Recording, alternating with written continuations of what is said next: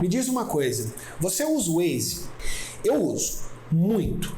E para ser bem sincero, acho que hoje em dia eu nem consigo mais dirigir sem ele, mesmo conhecendo perfeitamente a rota a ser seguida. Mas e se eu te dissesse que existe o equivalente do Waze, não o aplicativo, mas o conceito que ele usa, para ser utilizado em nossas tomadas de decisão no difícil e sinuoso caminho de redução de doenças e acidentes ocupacionais? É o diagnóstico de cultura de saúde e segurança ocupacional. E é sobre isso que a gente vai falar no vídeo de hoje.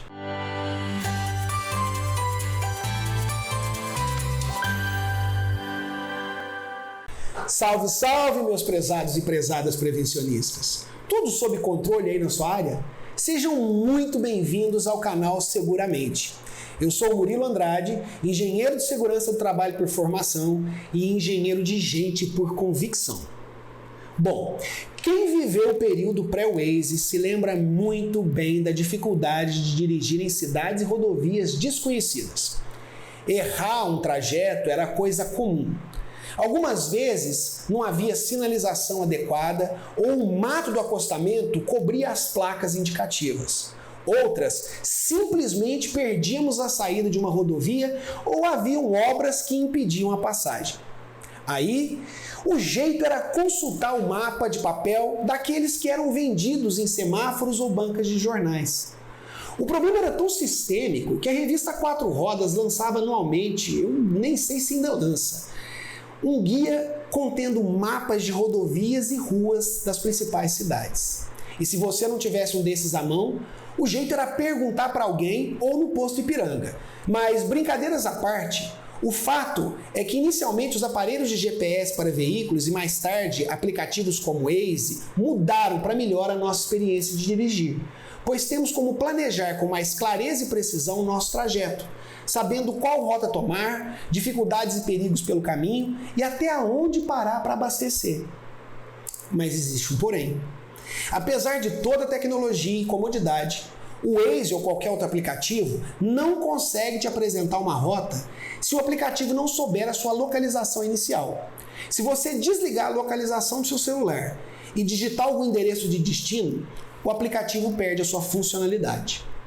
Da mesma maneira, para uma organização planejar o caminho a ser seguido para atingir a tão sonhada excelência em saúde e segurança ocupacional, é necessário, antes de traçar qualquer plano e estratégia, saber exatamente onde essa organização se encontra na estrada.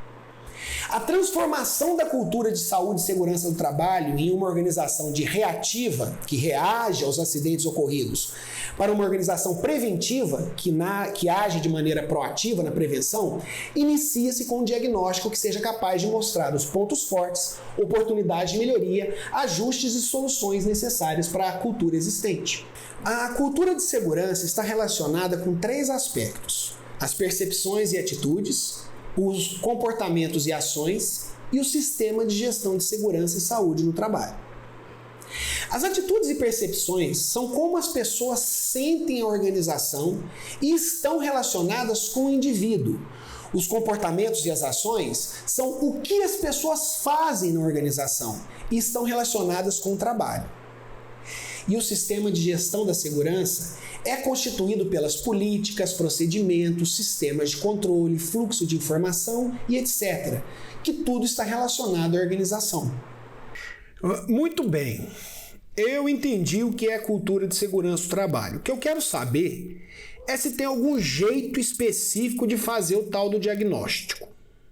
Olha só, para identificar o nível de maturidade da cultura de segurança de uma organização, há diversos métodos disponíveis, mas 2 deles são os mais conhecidos e vamos focar neles: a curva de Bradley, desenvolvida pela DuPont, e Hearts and Minds, desenvolvidas pela Shell. Aplicando um dos métodos, você vai chegar à conclusão sobre em que nível a empresa se encontra.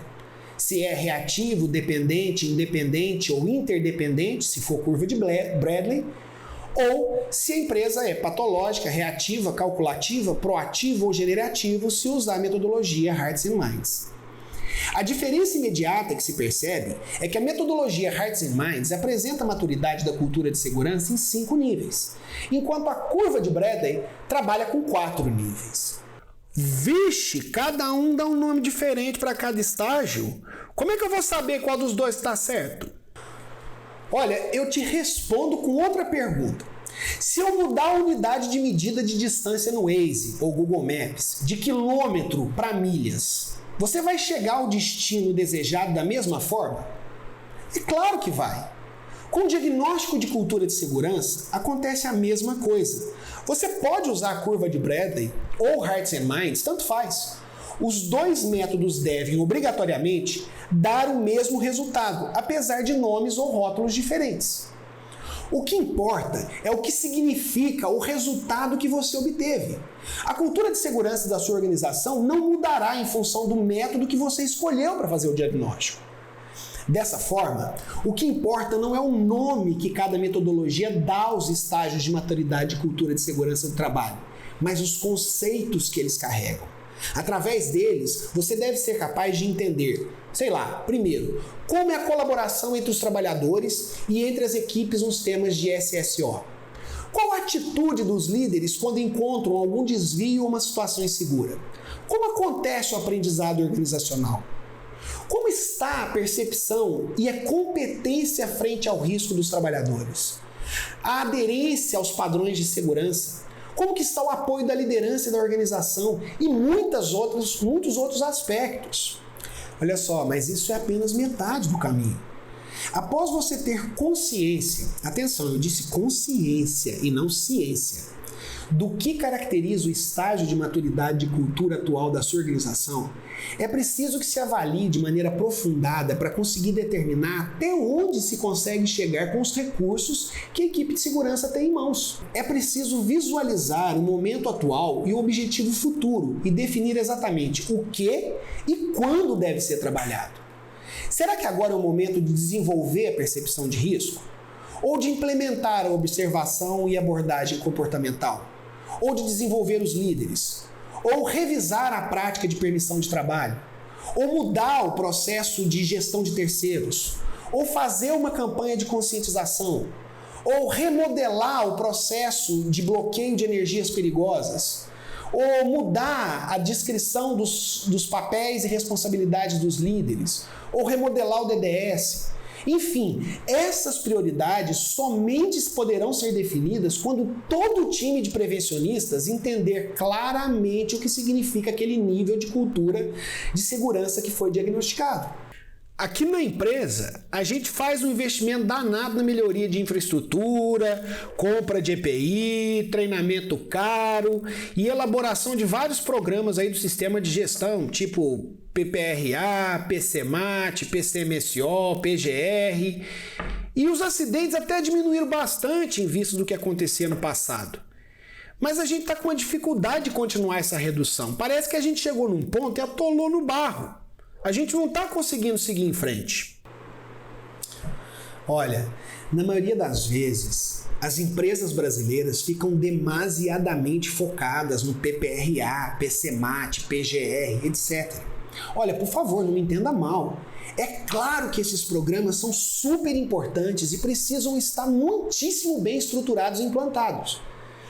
Mas na minha experiência, na grande maioria dos casos, o problema não está no sistema de gestão de riscos que a empresa adota ou nos programas que os constituem, mas na baixa maturidade da cultura de segurança. Sabe, se a empresa tiver um bom sistema de gestão, mas baixa maturidade, a busca pela excelência em SSO vai encontrar um gargalo que dificilmente ela conseguirá atravessar.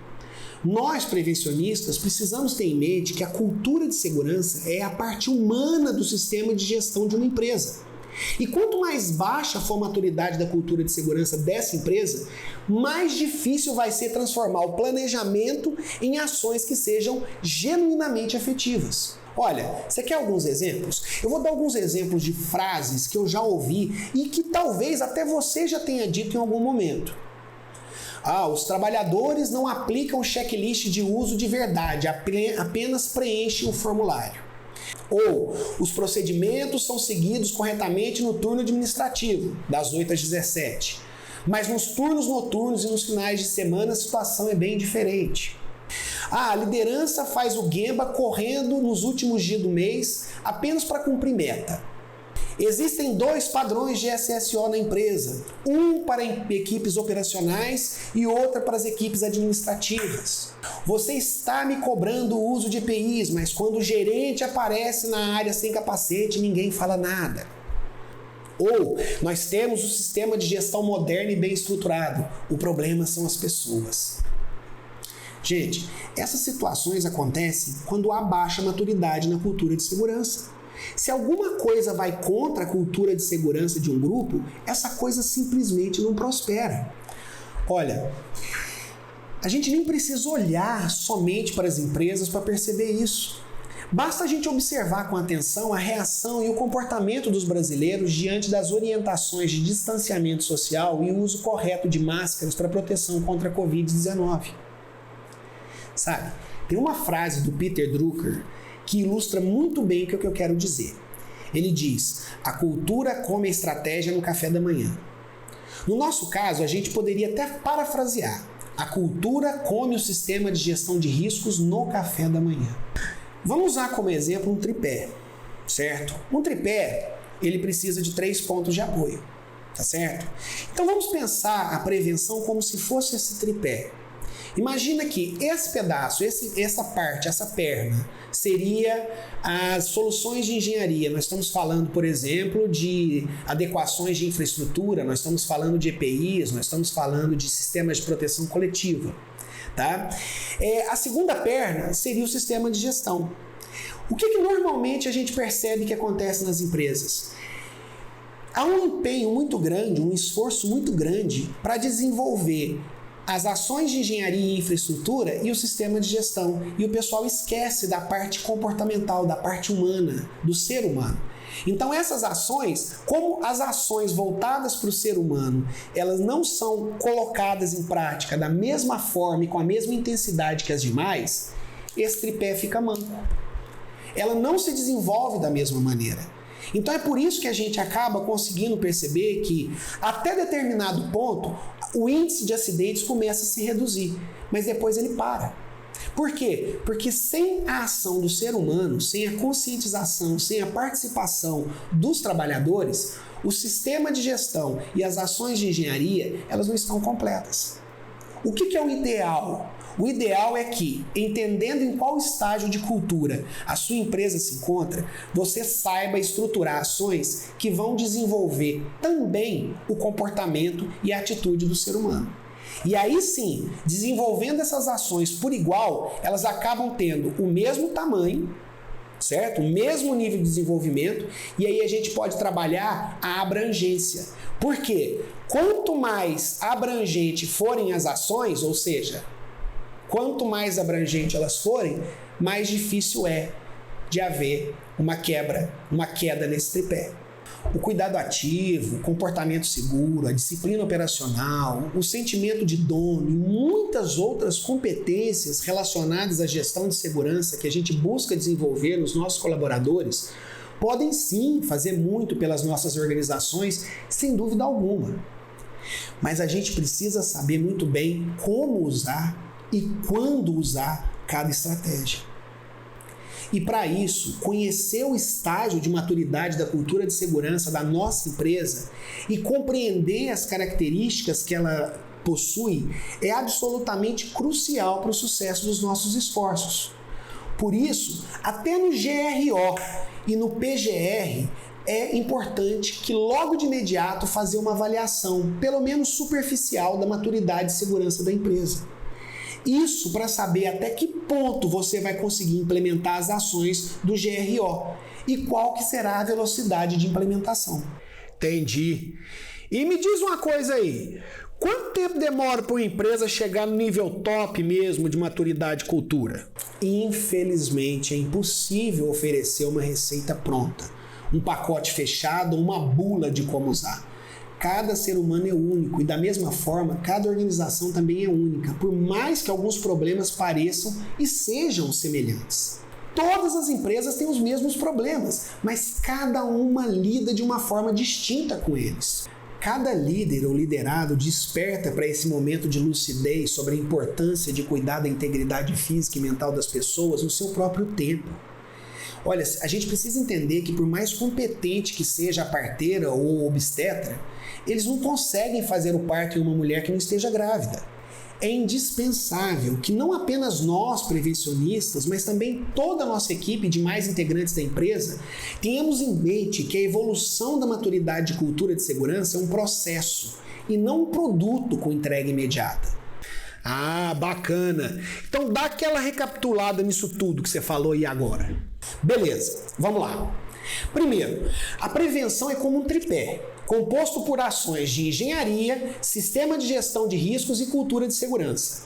Se as três partes não forem desenvolvidas por igual, a prevenção de acidentes não vai acontecer de maneira sustentável. Segundo, a cultura de segurança é a parte humana do sistema de gestão de uma empresa. E no final, são as pessoas que serão decisivas para o sucesso ou fracasso da gestão de riscos. Terceiro, seja qual for a metodologia que você escolha para aplicar na sua empresa, o que importa não é o nome que cada uma dá aos estágios de maturidade e cultura de segurança, mas os conceitos que eles carregam. Quarto, o diagnóstico de cultura de segurança é como um GPS da prevenção. É preciso visualizar o momento atual, os objetivos futuros para definir exatamente o que e quando deve ser trabalhado. E quinto, a evolução da maturidade da cultura de segurança é um processo e não é um produto com entrega imediata. Para que seja bem sucedida, além de ações direcionadas e estruturadas, é necessário paciência e constância nas ações. E aí, isso faz sentido para você? Então, por favor, deixa aí o seu like e compartilhe o vídeo. E não se esqueça de se inscrever no canal e acionar o botão do sininho para ser notificado toda vez que houver um vídeo novo aqui. E o mais importante de tudo, deixa aqui embaixo o seu comentário, sua dúvida, sua discordância ou sua sugestão, porque eu preciso fazer o PDCA do canal rodar. Gente, um forte abraço, fiquem bem, até mais.